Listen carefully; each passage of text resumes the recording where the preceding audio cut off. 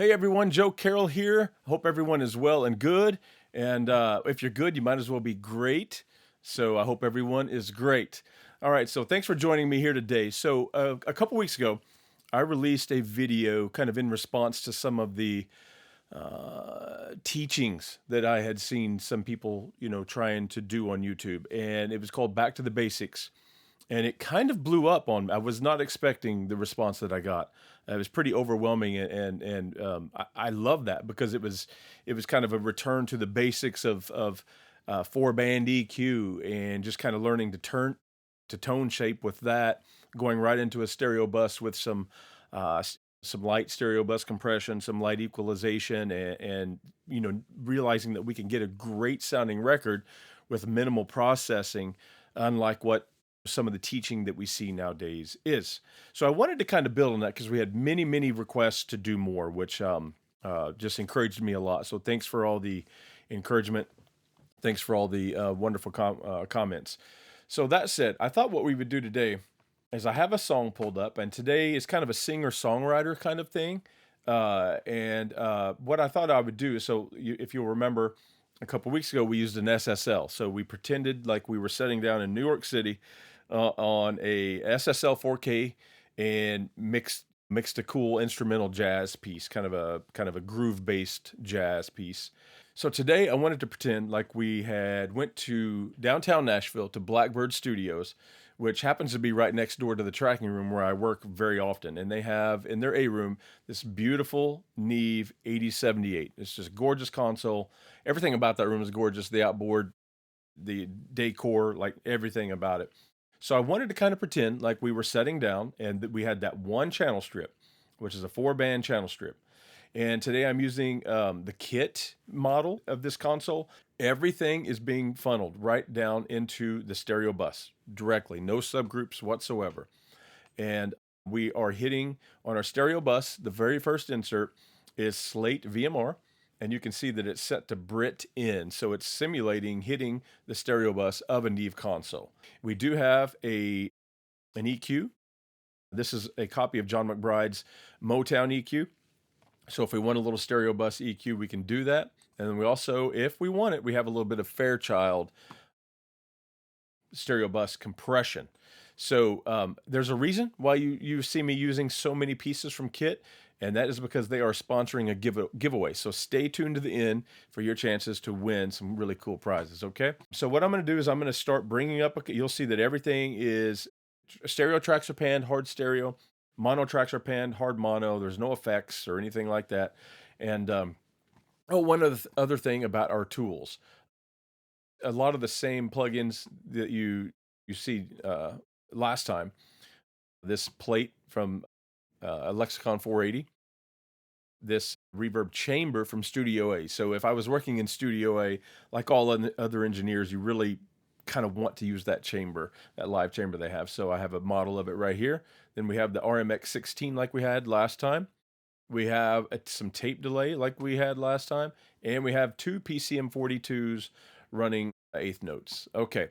And then that console down there, remember how we kind of pulled from a select piece of outboard equipment, but we only had a handful of pieces, so we had to use them wisely.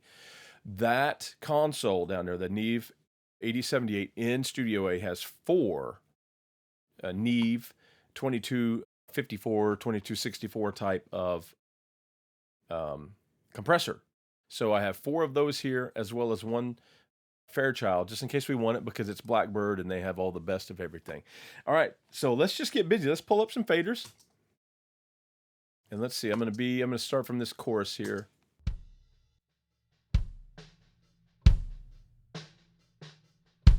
You may remember last time that I started with a kick drum because the kick drum has a lot of low end energy as well as transient, so it takes up a lot of headroom. So what I do is I'm looking at this meter right here to start my mix, to try to get around -6, -5, -7, in that range right in here.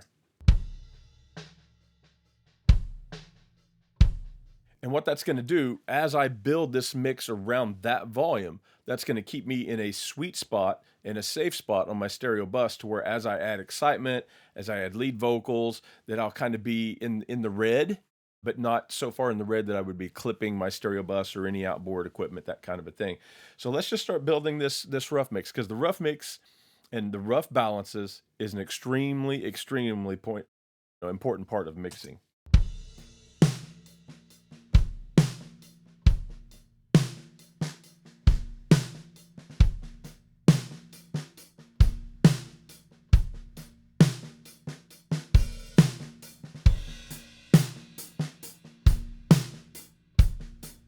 Okay, we'll do a little bit of panning right here. So the hat, I'm going to put it off to the side just a little bit, and I'm going to pan the toms.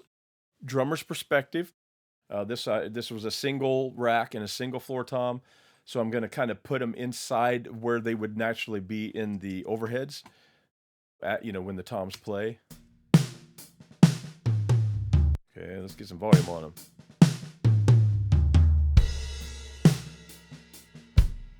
I'm going to go ahead and turn the room mic on for now. Don't know that I will use it, because this is if I didn't mention, it's kind of a singer-songwriter thing. It's not going to be a bombastic sound at all.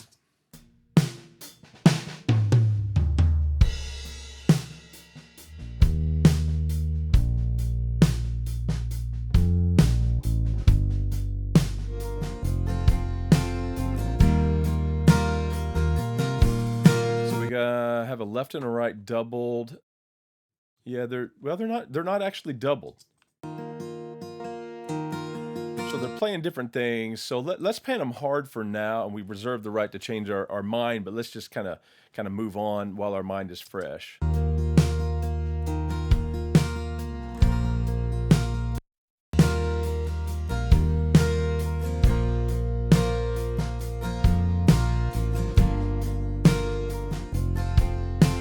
I know the piano is kind of it's a keyboard patch of an upright, and there's the other thing called keys here. I remember this being a really important part of the mood, because the storytelling nature of this song.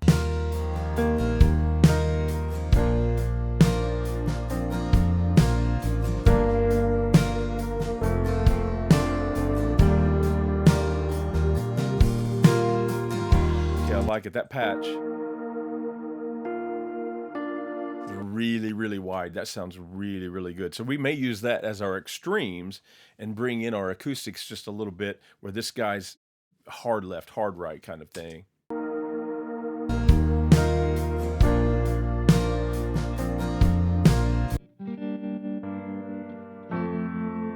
Okay, what I want to do before I decide where to put the electric guitar, I kind of want to hear what's going on with the acoustics and make sure that it complements as the acoustic changes patterns. You can see clearly.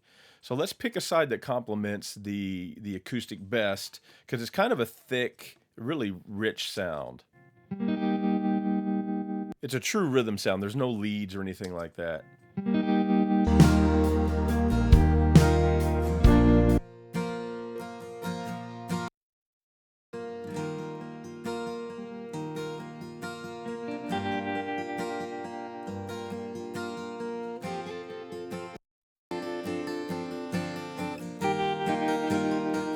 Okay, so panning wise, remember we're gonna have a lead vocal right in the center eventually. So we don't want him right in the center. We want him off to not get in the way, to have his own real estate. And I'll tell you one of the reasons I'm leaning towards the leanings that I'm having, and that is the fact that this piano, stereo pianos have more low end information on the left hand side, right? So this will keep him out of that kind of more muddy mid-range area, and put him over here to where there's a little more space, a little more real estate for someone to play along. Let's just kind of see where we're at here, and let's take a look at our stereo bus metering.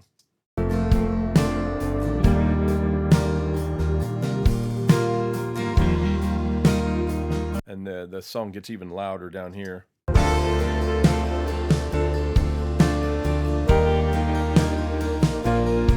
Okay, so we're just about hitting zero, which by the time I add excitement and I add a lead vocal, I'm going to be in a great spot. So just like we learned last time, by starting with the kick drum in that good, comfortable -7, -5, somewhere in between there spot, we can really build a great rough mix. Now, when it comes to the rough mix, because I had a lot of messages about this, about moving too quick or too fast or whatever. And I think it's just an experience thing. You will get more and more, confident in your rough mix and your mixing abilities overall as you go. But I don't really want to get bogged down too much because I'm going to start tweaking the sounds based on what I'm hearing, which is going to do some. I'm going to do some minute fader movements based on making things louder or less harsh to where maybe I need a little bit more volume. But I still want it to start. I want to start in a great spot as far as panning and balances, because a lot of times this panning that we choose and these rough balances kind of go all the way to the end of the record. So it is an important part of the process.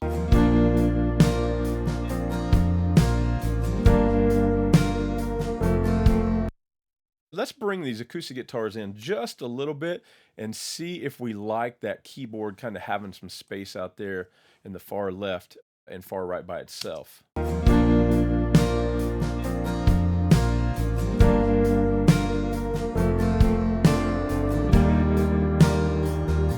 I kind of like that, guys. I really do. Let's check it out in solo.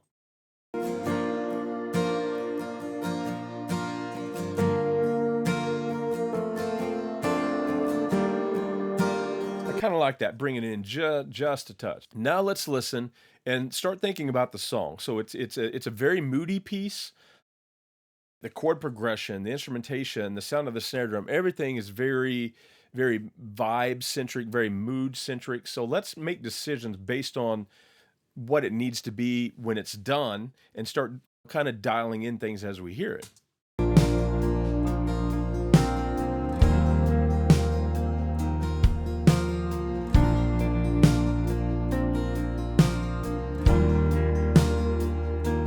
Okay, so when it comes to mixing for me, not every song is the same by any stretch of the imagination. Sometimes I start with drums because the drums and bass are the center of the world, right? For that song. For this, the singer-songwriter thing, knowing that she's an acoustic guitar player that wrote the song on the guitar. I should tell you, this is my friend Jenn Cove. I produced this record, gosh, a handful of years ago for her, 7 years ago. I don't know. She's a great artist. It was a great record. Really, really proud of it. So look her up, Jenn, Jenn Cove, and but let's kind of let's start dialing in the acoustics first.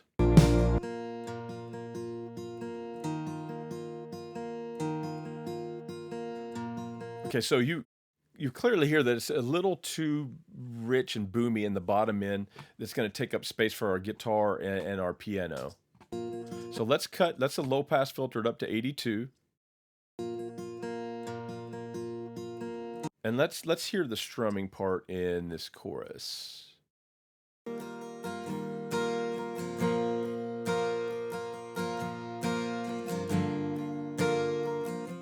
Okay, so what I may do, I'm going to try adding a little 4K.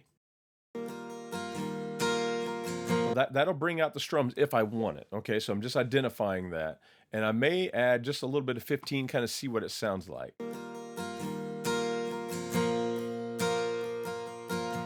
It's going to be very, very, very little.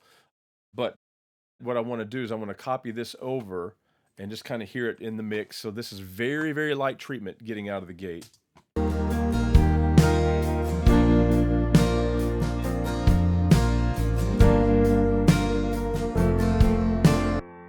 All right, let's thin out this piano just a little bit. I want some moody swim down there, but we definitely need a little less low mids.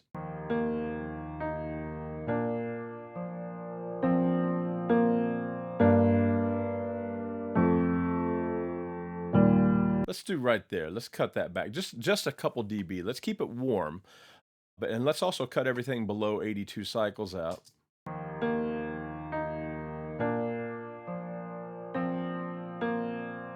That's a massive difference in how it's going to fit with the rest of the track.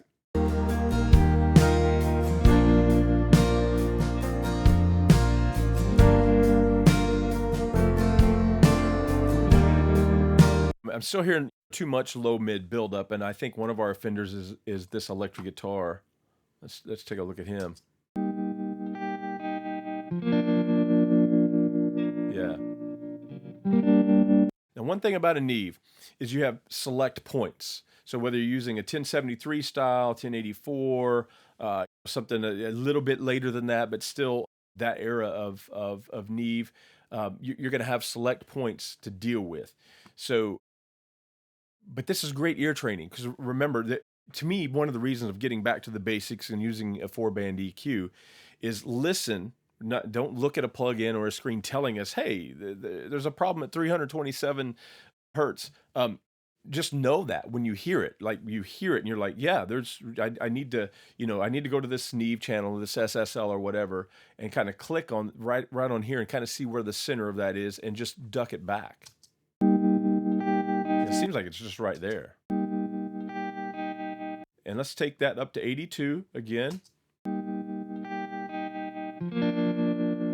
We may want just a little bit of, just a little bit of high end, not high end, but something in the upper mids on this guitar.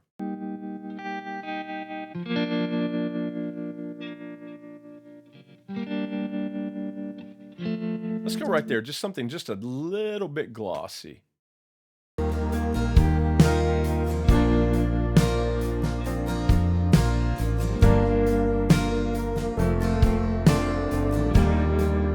Hear how much better the low mid is getting, where we're getting a nice, really nice, everything's starting to hold hands just a little bit better by just identifying ranges and then finding where that's at within various elements and reducing it a little bit. No presets, no analyzer telling us what to do. We're just going to develop our ears to be good enough to do this on our own.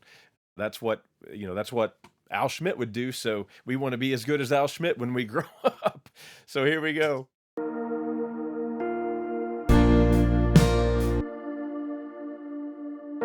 All right, so we want some of that warm swim. So I may not cut anything yet, even though I think it's a little too much. What I think I actually want to do with this is start by increasing some upper mid to where it's a little more identifiable, this wide stereo image, okay?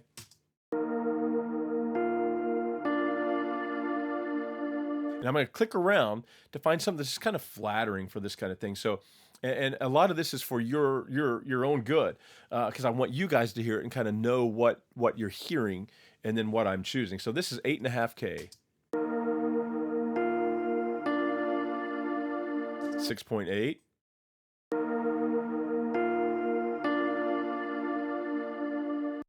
Right there around 6K seems to be really pretty. It's airy, but it's not overly shiny, because I don't feel like this is an overly shiny song.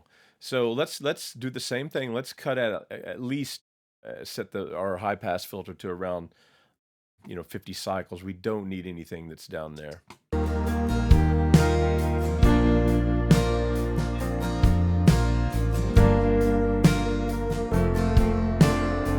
Better and better all the time. Now let's take 10 or 15K, probably 10 on this guy, and let's hear if we add some air to this synth pass, just how kind of angelic and pretty it may get.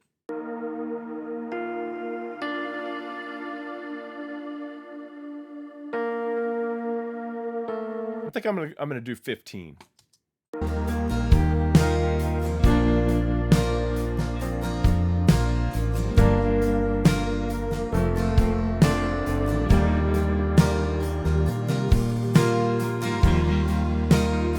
Now let's check. I do still hear just a little something in the mids that I want to check, and let's see if it is this keyboard pass.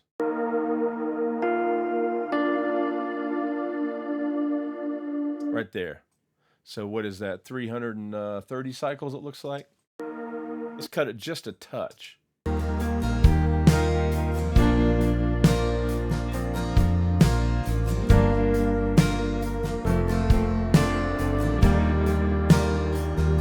You know what? I'm going to put it back in. I think it's the electric guitar still. Okay, let's cut everything. Let's do the high pass all the way up to this. I think that's, gosh, it's hard to read, 150?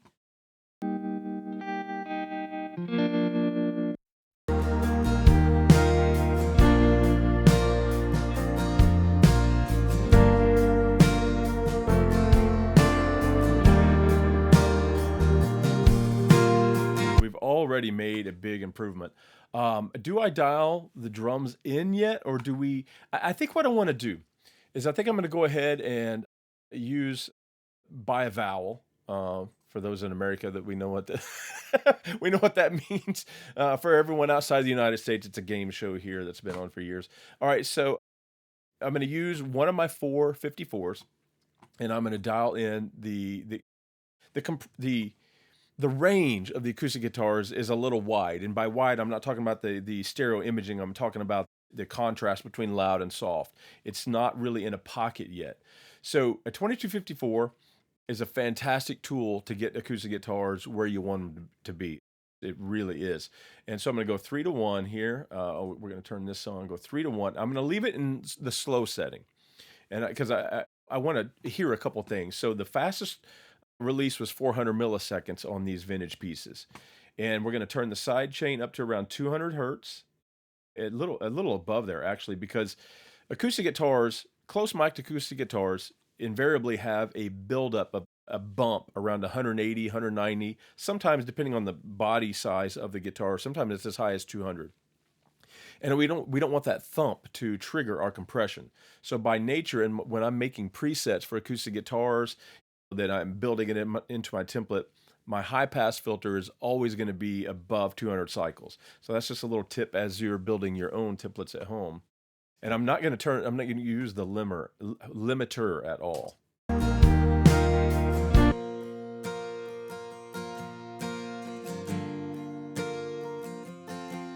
Okay, so this is what I wanted to show you. You thought 50 milliseconds, that's going to let the attack jump through and it's just going to be out of control. However, because the release time is 400 milliseconds, which is almost half a second, just a little shorter than half a second, it hasn't fully released before the next attack happens. So that it's still kind of blurring that transient, which is one of the getting to know this vintage analog gear is part of the joy of engineering. These vintage tools have just really, really unique things about them that we can use to our advantage once we understand what they do. Let's copy that over without even listening to the other one and just kind of see what that's doing.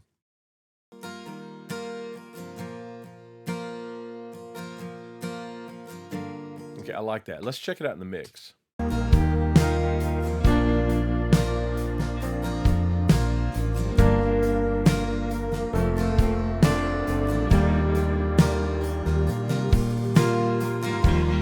Setting in so much of a better spot. Check this out before and after.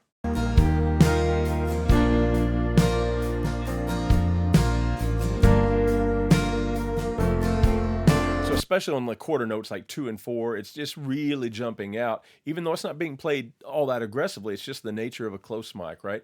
Now check it out.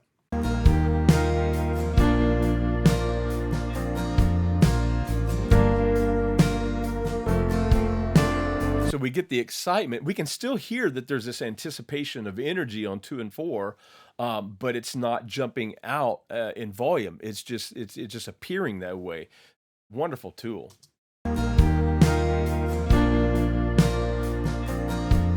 Okay, let's start working on these drums. It's a nice drum recording. I remember it was a nice Gretsch kit that was tuned up really well. It was in a room that wasn't all that flattering, to be real honest. So the room mics are just kind of and even the overheads, but the close mics sound good, good at least. So that said, let's find out on the kick drum what we may want to get rid of. Well, actually, let's just kind of listen to it in solo first. I know there are different thoughts on putting stuff in solo. You have engineers that teach you never put anything in solo or very rarely, and EQ with everything in. That just doesn't work for me. Now, it may work for some of you. This is not a right or wrong thing. What I'm saying is that I need to hear I need to hear everything soloed up to find out what it's adding, what's in its contribution to the arrangement. I have to know. And also, you can tell really quick, oh, this is really low mid heavy, or this is dark, or this is shiny, or this is transient rich. I need to know that stuff on a individual basis, and experience kind of tells me how to shape it to get it to a better spot to fit a mix, if that makes sense. So let's kind of hear this kick drum.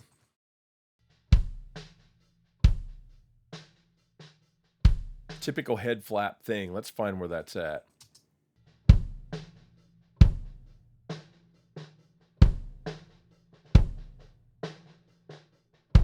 I really don't like it up around 470, which is a little high compared to the normal kick drum, but that's what I'm just not liking. Now watch as we pull that out, how much better the bottom end and the attacks seem to get just by removing some of this nastiness.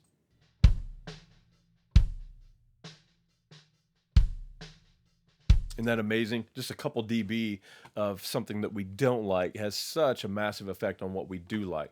Now, this is what I wanted to show you about using, one of the reasons I use Kit. Check out the drum right now. And that's raw. We have it back raw. But now watch as I choose auto gain and continuous here. And I start, and you'll see right here, instead of line level, I choose mic level on the return.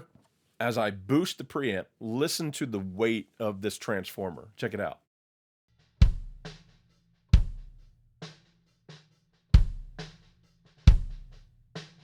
I mean, how massive of a difference is that?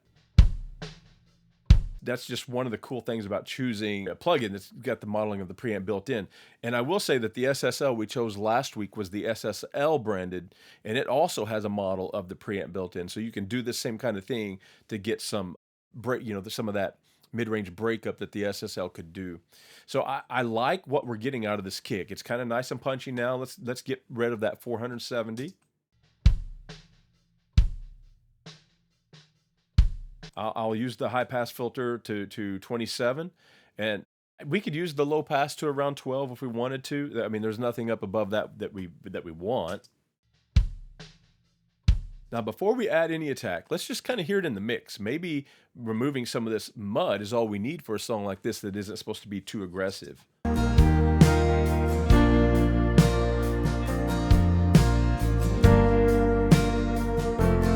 Okay, so after hearing that, I do want to go down here to around 50, 60 cycles and add just a little weight. And I do want to find some kind of pleasant attack somewhere between the 2.2 up here to 4.7, 5.6. Listen to the attack sound. I'm going to boost it quite a bit and listen to where it's kind of in the mid, the hit you in the chest kind of attack versus adding some shine and point to the attack. And knowing that sound helps us choose. You don't always just choose, part of the reason of doing this video is to get away from this template and where one size fits all nonsense. Some songs need to hit you in the chest, and some songs need to point a little bit more. So knowing how these ranges sound on a kick drum is really part of being a good mix engineer.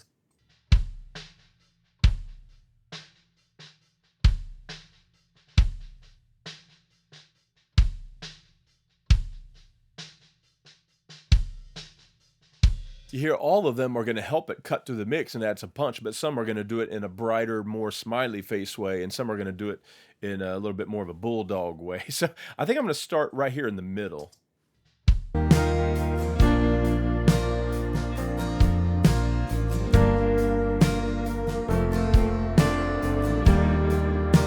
Loving it. Let's check out the snare drum. Okay, we do have some bleed, but it's not that bad. So let's not even worry about a noise gate at this time. But let's think about how, what's the mood of the song. So the snare drum I think it was tuned fantastically. But what do we want out of it in this song?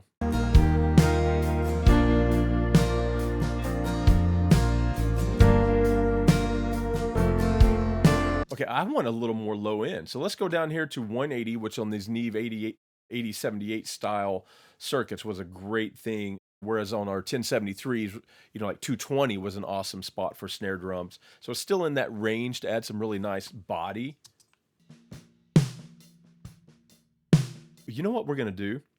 Let's do that same trick. Auto gain, continuous, mic, and let's get some more size out of the transformer.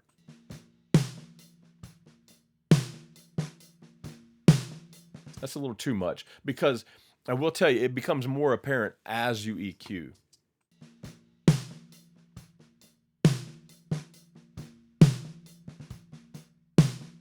let's set the high pass to 82 cycles. I don't think I'm going to cut anything. I think I'm going to add some attack. Let's start with just some air at 10K. Now let's hear that in the mix before we decide where to put our mid-range attack.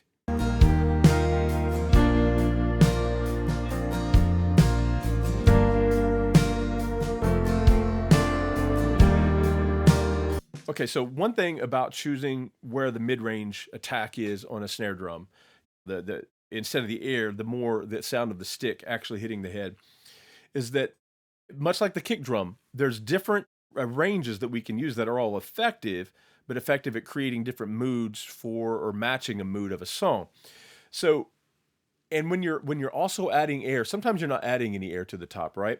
But the air really affects how happy, let's call it, the mid-range attack is for me. So let's boost it a little too much and just kind of start sweeping from around 3.3 on up here to around 5.6.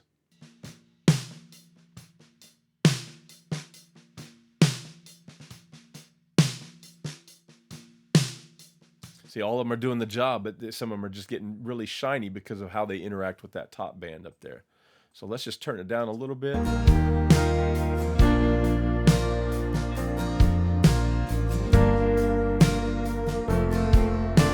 I'm going to use that 3.3. You see, these are minor changes we're making. 2 dB here, 1.7 here. That's another thing about a Neve. Neves, you don't have to turn them as far as you do some consoles. You remember on the 4K, because that top octave is soft, and that's part of the fun of using a 4K, is that you can just dime that top knob. We've all seen some of our legend heroes do that kind of stuff, but it's because that console allowed it. And next week, I have a rock banger coming at you, and we're using another console that does allow for a lot of drastic moves, and I love doing that. It's just a lot of fun. But now let's check it out in the mix.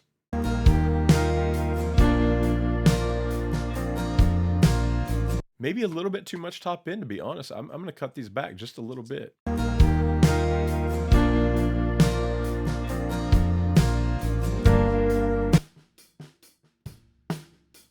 Yeah, that needs a lot of help. Again, it just was not a glamorous sounding room at all. So let's try a little transformer weight. Auto gain and continuous.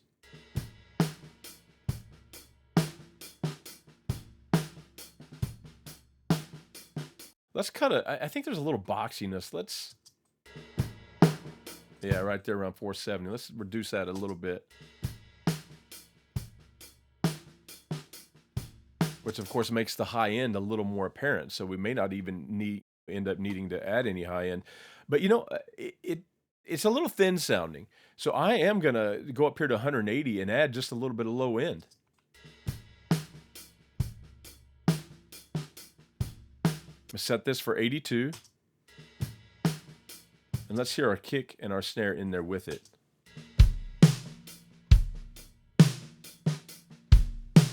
With no EQ, and then with EQ and saturation.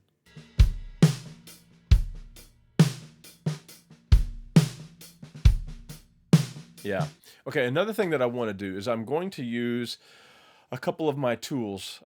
We're going to use the 2254 in the console, and let's see, this would be a stereo pair of them, so I've only got one left in my virtual rack here. And what we're going to do is dial in a little bit of a sound.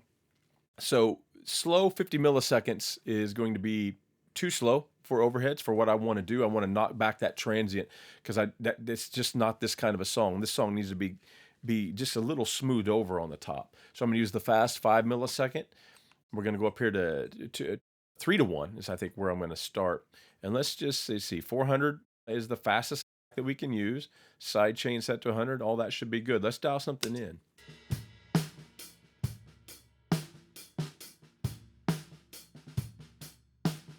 So it's a little more linear now.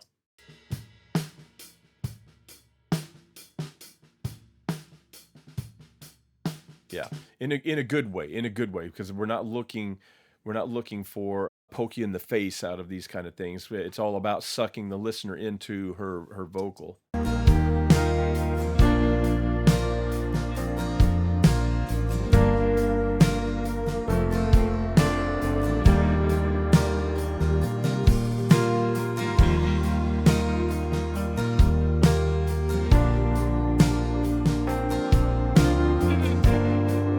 Let's see what the bottom snare is providing. Okay, I mean, it needs quite a bit of help. So let's go up here to around 4K-ish, where, you know, kind of that white noise explosion kind of sound, and a little 10K.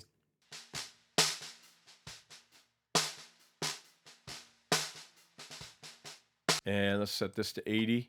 And let's add that in, but I don't know that we need it in this song. We've got, apparently when we recorded it, the top mic was in position to where we were getting snare strainer sound from the top mic. So that means it was probably lined up with the strainers. And so this may not be adding anything that we need.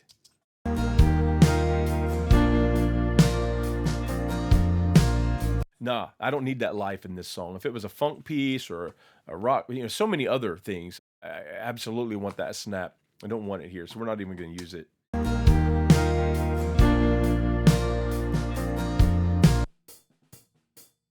Okay, just a little woolly right here. You need just a little bit of something. It's probably going to be around that 400 cycle range. A lot of times where close mic'd hi-hats have some mush right there. Let's set this to around 150 on the cutoff, and let's just hear it in the track with no high end. Do I have a drum group? Kind of do. So let's hear it in the drum group with no top end.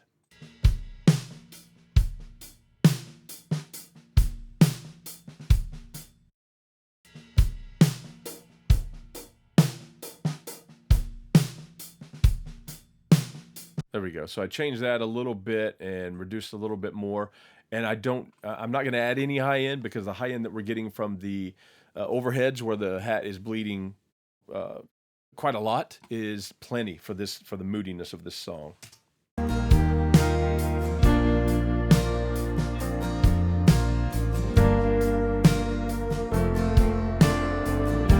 Okay, let's do a couple of adjustments to the stereo bus. I don't know that we need much of anything, just because we can, because this is a beautiful sounding passive circuit, this old Motown EQ. Let's add a touch 50 on the bottom and just a touch of air at 12.5 and kind of hear it.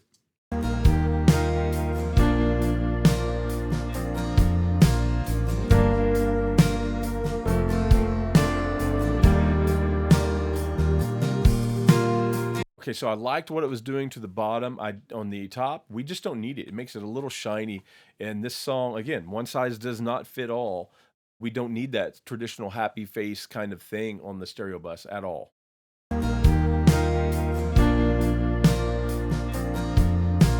All right, now that we know we're in a good spot with our stereo bus, everything's kind of starting to gel. Let's put a little bit of compression on the stereo bus. I have it leveled match, I think.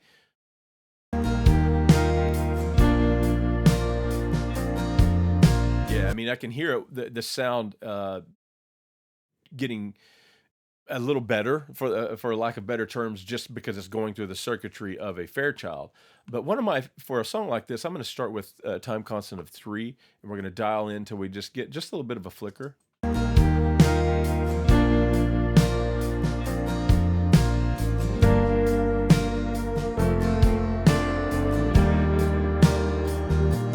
Okay, before and after, a lot of times I'm looking for about 1 to 2 dB max of reduction when I don't have a lead vocal on there yet, because again, once I start pushing and it gets louder in the bridges and the choruses, we can end up finding ourselves getting the stereo bus hitting hard enough to where it gets a little sterile, a little stale, because it's not moving anymore very much, at least in my opinion. So let's do it before and after.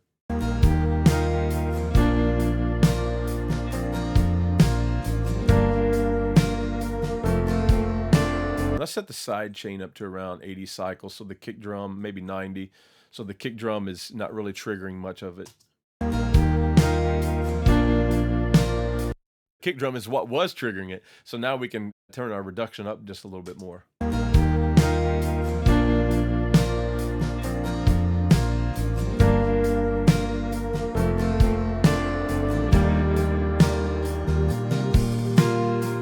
that just barely flickering like that is what I'm seeming to like.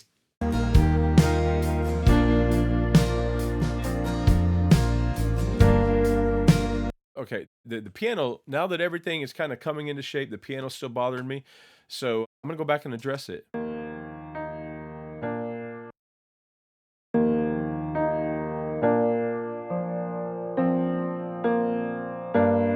Maybe it's that frequency right there that once they all are live and in there that I'm not liking.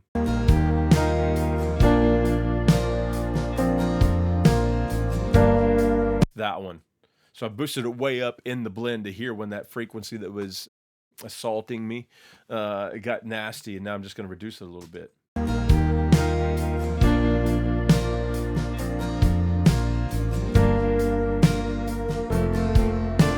Wonderful. So it still sounds like an upright piano. It's got that twang. We just reduce the twang just a little bit to make it a little prettier.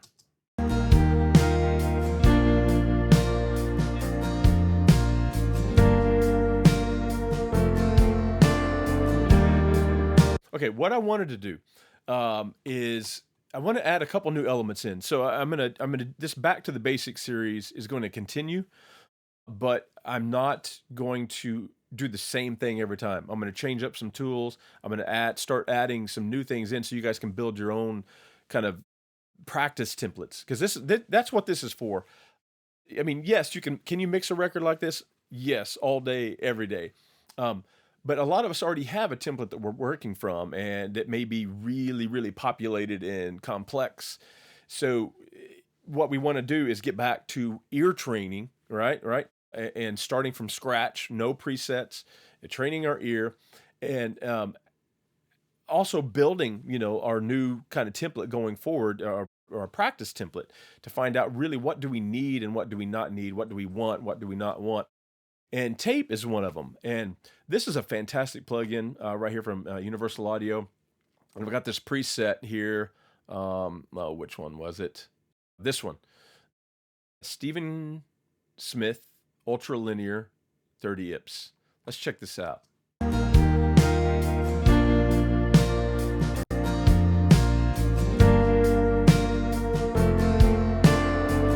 Yeah, you'll notice the jump because of the repro head, blah, blah, blah. But just listen to the tonality.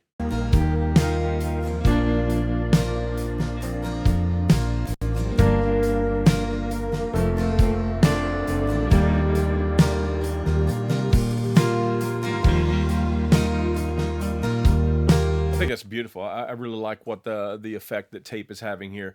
So just like we would have if this was an actual analog mix down at Blackbird, and we had that beautiful console in front of us, and we were using those channel strips and those compressors, we could print to a 1/4 inch or 1/2 inch machine, or 1 inch, whatever the case may be, behind us, and get that kind of effect going. And that's kind of what I want to simulate here. That's one of the cool things about working in the box, because I don't actually want to print to tape anymore. It's fussy, and I don't like maintaining machines, but I can do it in the box and kind of get that effect. All right, let's start working on effects a little bit. Okay, so check it out.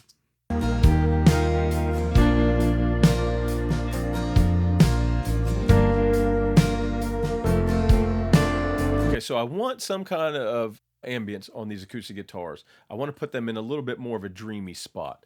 So we have this right here, the Relab version of the Lexicon 480, and there's multiple companies that make a 480, but it's one of those pieces that I think just everybody needs to have. The patches are iconic. They've been around for many, many years, and a lot of producers still to this day call them by name, and so you want to have them. We have that chamber at Blackbird, and we have an RMX 16, which is probably the one that I wouldn't use on a song like this, but it's nonetheless left over from last time. So let's try this plate reverb.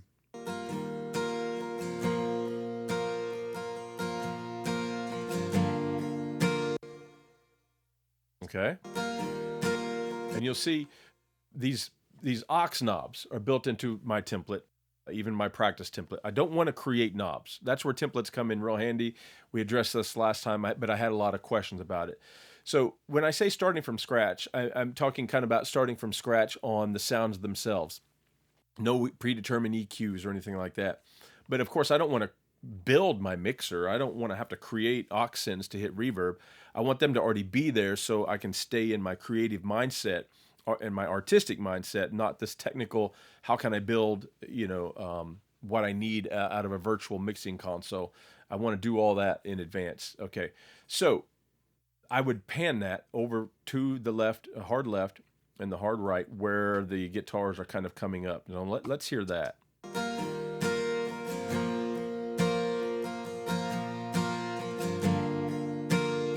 Okay, pretty. Now let's try the same thing, but what I want to do is I want to try this on the Blackbird chamber here, and I kind of got a patch pulled up. Let's take the high pass filter. We don't want anything above 10K or so. On the low pass, let's cut it out. Yeah, we don't need any of that, and we'll leave everything else kind of in its default state. Oh, you know what? Let's start with 20 and just see where we need to go from there. Okay, it doesn't run quite as hot, so I want to take the return up a little. Okay, cool. Let's put this on that same amount on both of them and hard pan them. Now let's hear it in the track with both of those.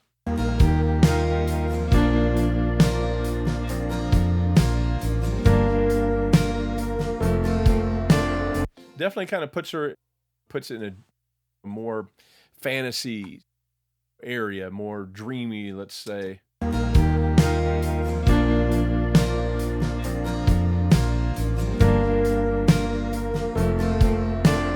I think I like the plate in this specific instance. I think the chamber's a little brighter, which may be cool for other elements within the mix. Let's try that in the chamber.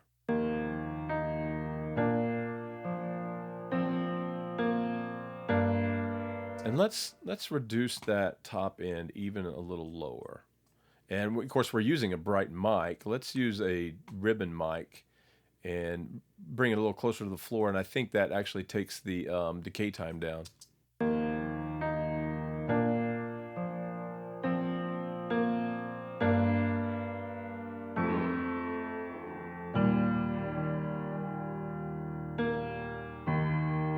That's kind of nice.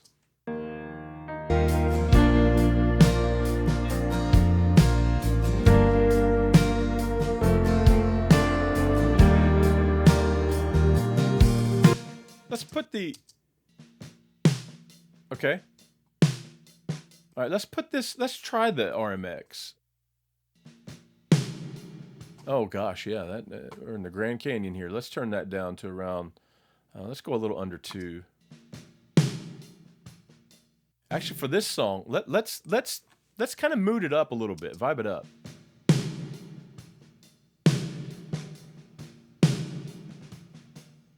And let's go to our, if you remember last week, this is another point that I want you guys to do in your practice templates and in your real templates, of course, is follow your effects processors with console returns, whether your virtual consoles, SSL, Neve, Fab filter, I don't care what it is, but be able to kind of, adjust the tonality of a reverb. In this case, there's too much low end. I'm going to cut everything below about 150 cycles out.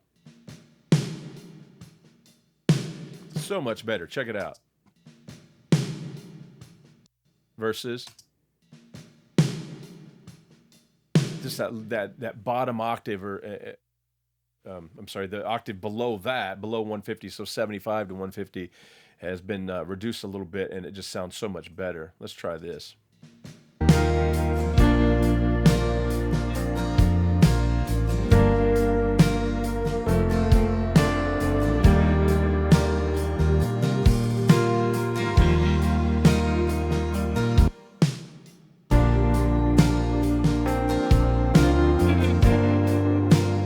Now that I'm hearing it in the mix, it's just a little long. I love it in solo, but that's the thing about solo, right? You put it in the mix, you don't always love it. So let's try this.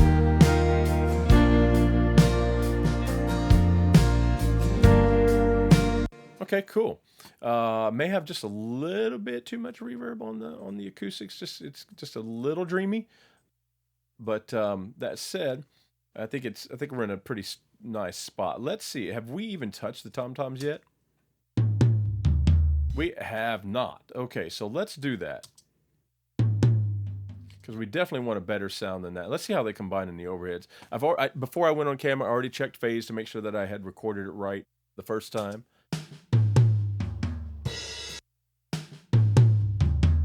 Yeah, okay. Let's do this. Loop playback.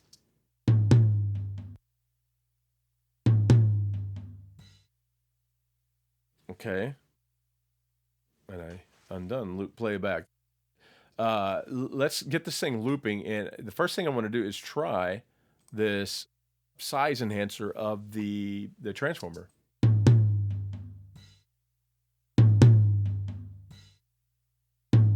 Really changing that low mid, the body of it right out of the gate. So without any other work, which I really, really like. Let's find that nasty head flap.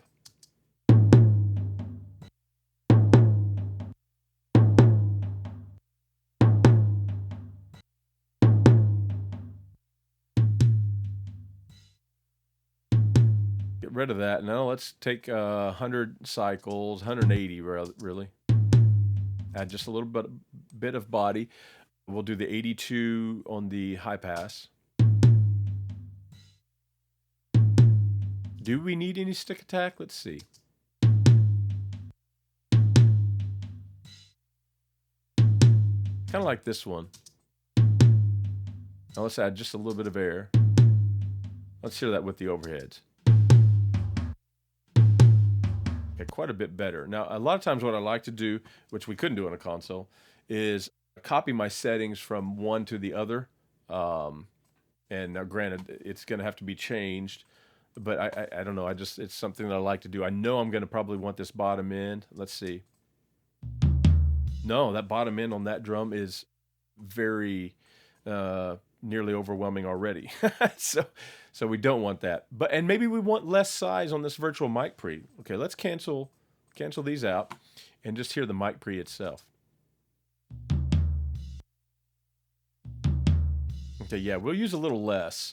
And let's find the head flap.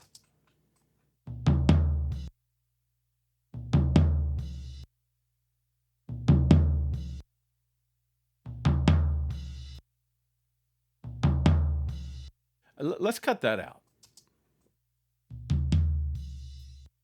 Okay, let's add some attack. And I'll try the same attack frequency so they sound like a matched set.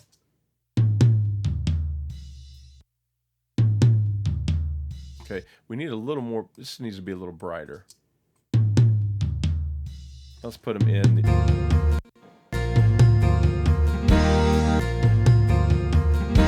Okay, let's check that out. Okay, now let's get a little bit of verb on them. Let's do the RMX 16. Let's see if that's too much, and we'll put these in the same pan positions. And what I like to do on my reverbs, honestly, it's not built into this rehearsal template, is do this little FMP button right here, follow main pan. And don't do that with delays on guitars, but like I'll do that on the verbs, for example, a lot of times. By default, I can always change it. Let's see if that's too much.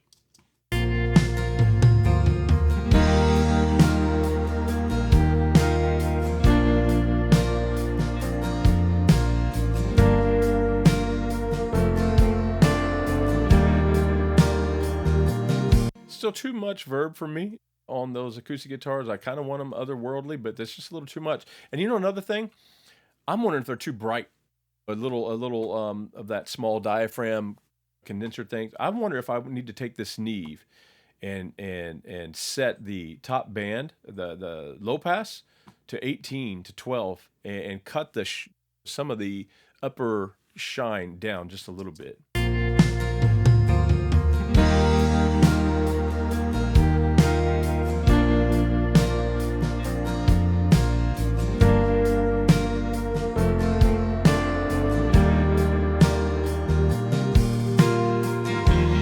I don't hate that, guys. I may balance it out with just a little more of the 15K lift. And I know some of you guys may be thinking, wait a minute. He just set a low pass filter for 12, but he's boosting 15. That doesn't make sense.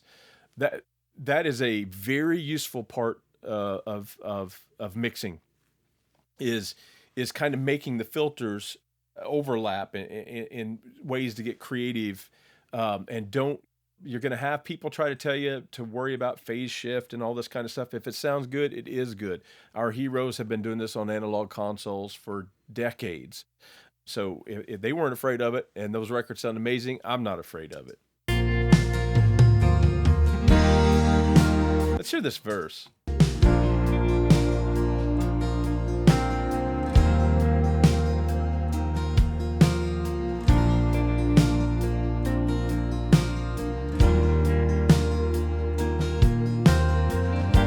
And now what we're going to do with this electric guitar right here, let's put him in that chamber. Yeah, that chamber is going to be great. But let's also, remember, he's in mono. So let's take our delays and listen to those. That's our tape-based one. And is I think that's 7.5 IPS, because 15 is going to be too fast at this tempo. Very cool. Now let's try our PCM 42 at 1/8 notes.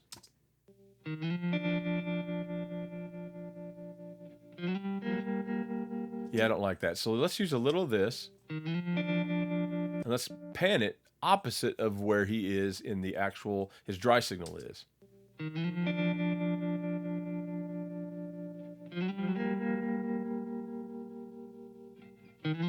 Let's see, is that 100% wet? Yes, okay.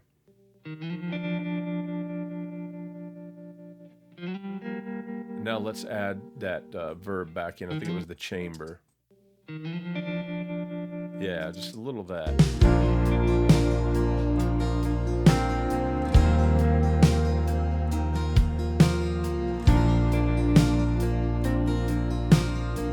To me, the snare drum is a little bright still. I'm going to take the air completely off of it.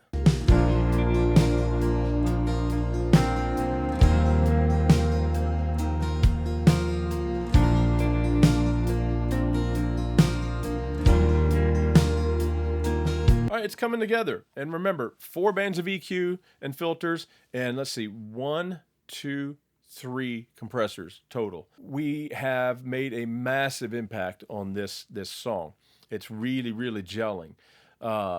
It's coming together beautifully. So that said, the next thing that I want to do, remember I said I wanted to kind of work on a couple things that's new each time we do an episode of this, and that's stereo widening.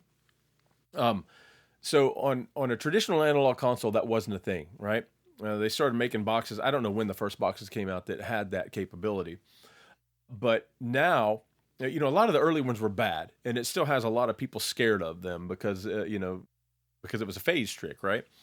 But they have gotten so much better. So what I want to do, and some of the great ones actually use mid-side to do what they do, so there's no negative side effects whatsoever. I'm going to bring in the Fusion stereo image right here, and I'm going to go to these very mild settings, very mild, and I want you to see what it does to the stereo field in such a pleasing way.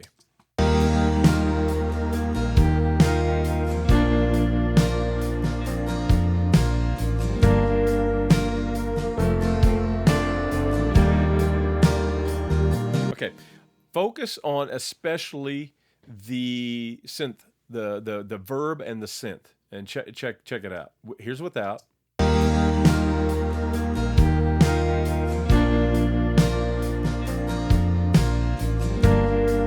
With.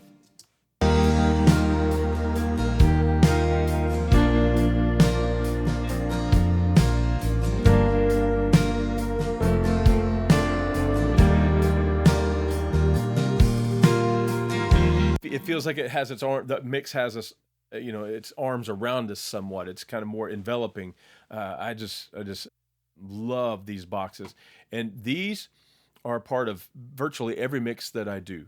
So you can start kind of adding these to your practice template just at the end to give it that little 5% more better switch. So it's really coming together with only 4 bands of EQ, simulating a virtual console. We're getting something that's approaching the sound of an actual record versus raw tracks. So again, uh, it doesn't take everything in the tool chest to get a good mix. Sometimes we can get a good mix with some really basic tools. So we added a few new things to our rehearsal template, our practice template here. And next week, we're going to do the same thing. And I keep saying next week, but it'll probably be 2 weeks from now. And what we're going to do is I'm going to bring in a rocker that's got its own twist that I'll tell you about later. And we'll probably use all of these tools, except a different console, but still kind of the 4-band thing with a lot of ear training involved. And maybe introduce a couple other little things to our practice template to get us over the edge and get closer and closer to the sound of a finished record in some genres. Some genres, 4 bands of EQ can get us all the way there, and then there's others where we may have to push the envelope just a little bit more, and that's okay. But I want everyone to know that there's more of these to come. And again, thank you so much for the views and the nice comments below. The comments really trigger the algorithm, so it's very appreciated. But below, you're going to find a couple links. You're going to find a link to download the multitracks, a partial multitrack, this section, this verse and chorus of this song, so you can practice this at home on your own, as well as you're going to find a link to enter to win a couple prizes from Kit Plugins. So thank you very much, Kit, for sponsoring this giveaway. First prize is going to be their Everything Bundle. It's going to have 2 different Neve consoles, the Fairchild, the Motown EQ, an API console style, lots of plugins. So you're going to want to win that. And 3 other people are going to win a single plugin of choice. So maybe you want just the Fairchild. Maybe after watching this, you're like, hey, I have to have that Neve console. I got to have that preamp. Well, then maybe you'll win one, okay? So again, thanks so much for watching. Join us next time. Until then, happy mixing.